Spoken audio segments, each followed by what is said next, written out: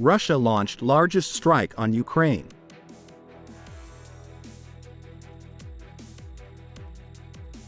Escalating tensions between Israel and Hezbollah.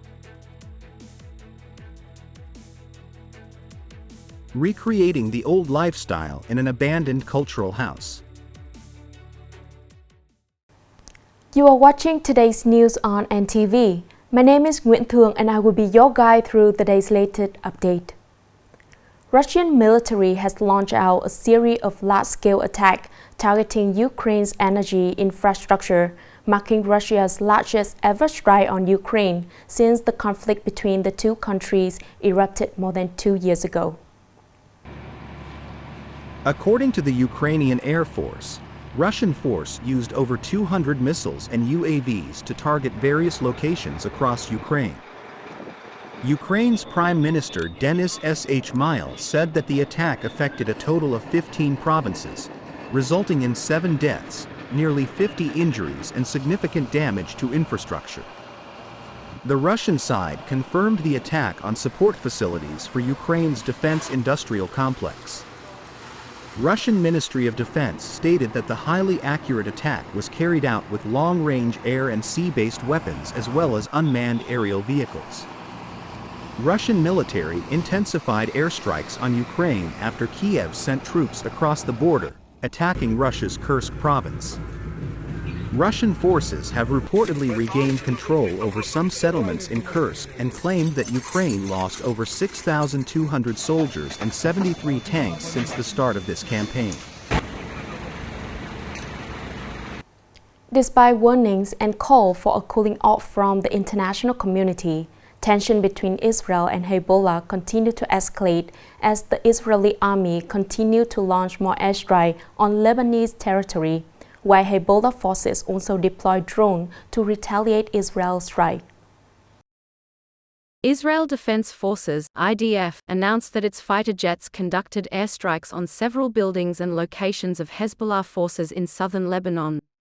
The airstrikes were carried out just hours after the Israeli military reported shooting down several drones originating from Lebanese territory targeting northern Israel.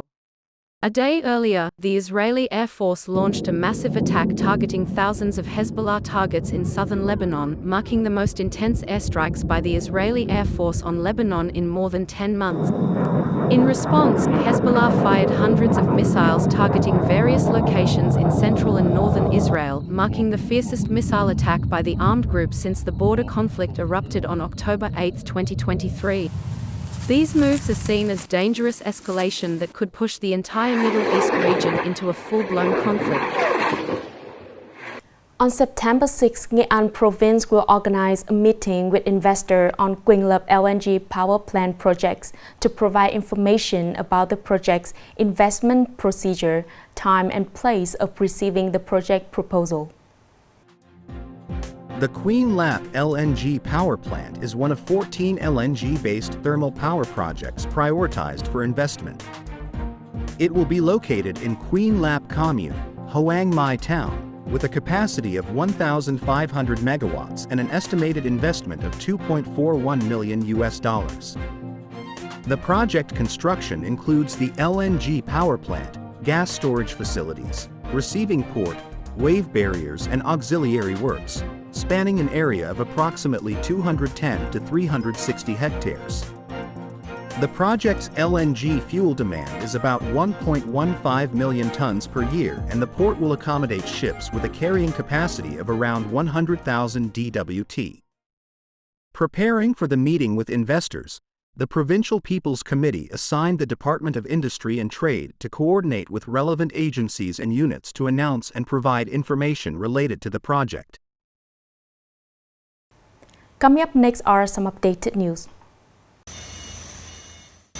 In order to meet the air travel demand of passengers during the National Day holiday September 2nd, Vietnamese airlines have planned to increase the number of flights, especially for domestic tourist routes. Accordingly, from August 30th to September 3rd, airlines will operate a total of 4,257 flights, averaging 840 flights per day, which is a 3% increase compared to the week before the holidays and a 3.5% increase compared to the same period in 2023. To ensure passenger safety during the holiday, the Civil Aviation Authority also required to enhance aviation security measures at highest level at all airports and aviation facilities.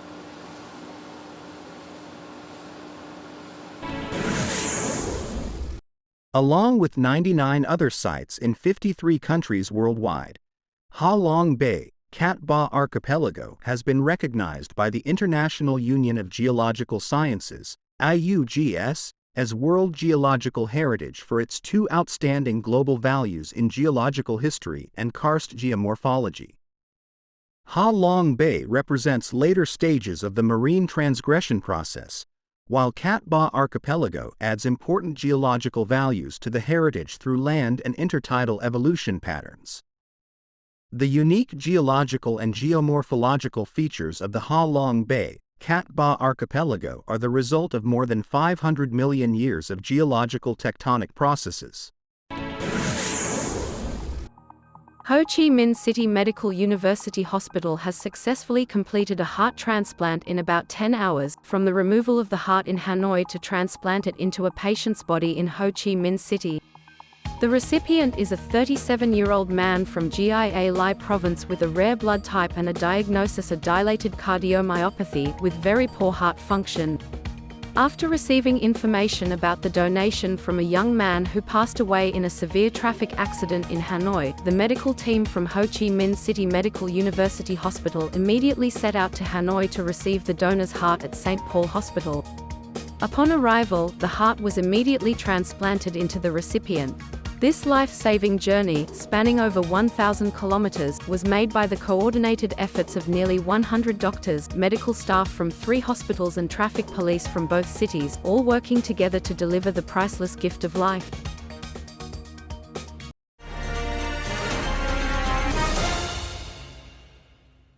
After the policy of merging hamlet and commune, many community cultural houses have lost their function. In order to prevent these spaces from falling into abandon and waste, Ngisa commune in Nghi Lộc district has turned its old cultural house into a traditional house to preserve the architect artifact and labor tools of a pure agricultural countryside. More in the following stories. Giza commune has 4 hamlets subject to merger, which means that 2 cultural houses will be redundant and no longer in use. To create a project to celebrate the 70th anniversary of the commune's establishment and to welcome its attainment of new rural standards, the commune leaders came up with the idea of building a traditional house to preserve archaic artifacts and traditional cultural features of the village. The idea has received widespread support from local people. I know that the commune is going to build a house to preserve archaic artifacts. I collected old tools to send to the traditional house. I still have some old tools left at home. I gave them to traditional house for future generations to have idea about previous generations. From the idea of commune's leaders, the number of artifacts in this small museum have increased day by day with the contributions of local residents. To date, over 50 artifacts have been displayed in the traditional house, from tools used by laborers to objects from the beginning of the science and technology period.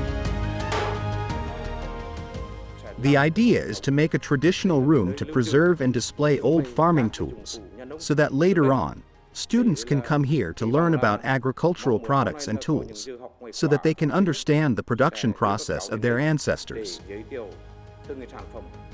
Giza today is undergoing the industrialization of agriculture and rural areas. More than 250 hectares out of 600 hectares of natural land in this region have been converted into industrial zones. However, for the people here, this traditional house space will always be a place to preserve memories of the lives of their ancestors, a place originating from a purely agricultural countryside. The last news has ended our bulletin today. Thank you for watching and see you next time.